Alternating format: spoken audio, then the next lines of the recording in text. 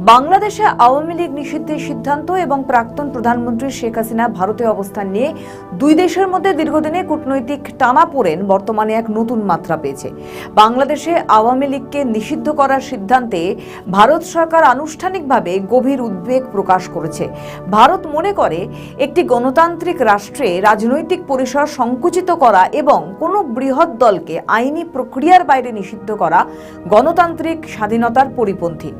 ভারতে পররাষ্ট্র মন্ত্রণালয়ের পক্ষ থেকে স্পষ্ট জানানো হয়েছে যে তারা বাংলাদেশে একটি অবাধ, সুষ্ঠু, অন্তর্ভুক্তিমূলক নির্বাচন দেখতে চায়। দিল্লির কূটনৈতিক মহলের মতে আওয়ামী লীগের মতো ঐতিহাসিক দলকে রাজনৈতিক প্রক্রিয়া থেকে বাদ দিলে ভবিষ্যতে চরমপন্থী শক্তিগুলোর উত্থানের ঝুঁকি বাড়তে পারে।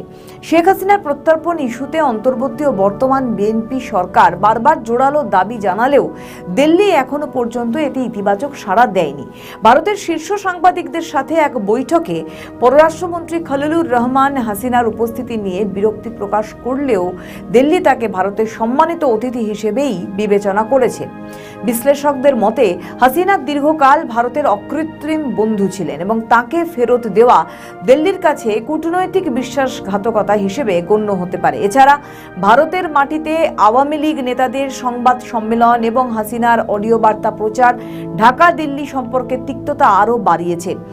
বাংলাদেশের পররাষ্ট্রমন্ত্রী খলিলুর রহমানের সাম্প্রতিক দিল্লি সফরটি মূলত একটি অফিসিয়াল ভিজিট বা এটা স্টপ ওভার হিসেবেও কিন্তু চিহ্নিত হয়েছে, তবে এর গুরুত্ব ছিল অপরিসীম।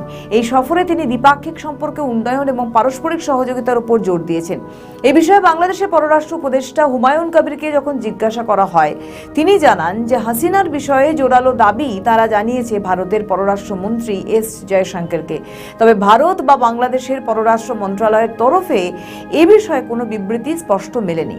তবে সূত্রে খবর, ভারত সরকার তাকে স্পষ্ট বার্তা দিয়েছে যে হাসিনার বিরুদ্ধে গুরুতর অভিযোগ থাকলেও ভারত তাকে বা আশ্রয় দেওয়া অন্য নেতাদের এখনই ফেরত দেওয়ার কোনো প্রতিশ্রুতি দেননি। রাজনৈতিক দল নিষিদ্ধ করার সংস্কৃতি বাংলাদেশের দীর্ঘমেয়াদী স্থিতিশীলতার জন্য ক্ষতিকর হতে পারে বলে ভারত ইঙ্গিত দিয়েছে। বর্তমান পরিস্থিতিতে দাঁড়িয়ে ভারত একটি ওয়েট অ্যান্ড ওয়াচ নীতি গ্রহণ করছে বলে বিশেষজ্ঞদের মত। একদিকে যেমন তারা নবনির্বাচিত সরকারের সাথে অর্থনৈতিক ও কৌশলগত সম্পর্ক বজায় রাখতে চায়, অন্যদিকে বাংলাদেশের সংখ্যালঘু পরিস্থিতি এবং রাজনৈতিক অসহিষ্ণুতা নিয়ে তারা অত্যন্ত সতর্ক। খলিলুর রহমানের বার্তার জবাবে ভারত বুঝিয়ে দিয়েছে যে শেখ হাসিনা ছাড়া অন্য কোনো নেতৃত্বের অধীনে আওয়ামী লীগকে রাজনীতিতে ফিরতে দেওয়া হলে তার সংকট উত্তরণে সহায়ক হতে পারে, তবে হাসিনাকে হস্তান্তর করার কোনো সম্ভাবনা আপাতত নেই। বিশেষজ্ঞদের মতে আওয়ামী লীগ ইস্যুটি এখন কেবল বাংলাদেশের আভ্যন্তরীণ রাজনীতি নয়, বরং দক্ষিণ এশিয়ার আঞ্চলিক স্থিতিশীলতার এক বড় সূচক হয়ে দাঁড়িয়েছে। ঢাকার প্রত্যাশা এবং দিল্লির বাস্তবমুখী কূটনীতির মধ্যে যে ব্যবধান তৈরি হয়েছে তা মেটাতে আগামী দিনগুলোতে আরও গভীর ও জটিল আলোচনার প্রয়োজন হবে।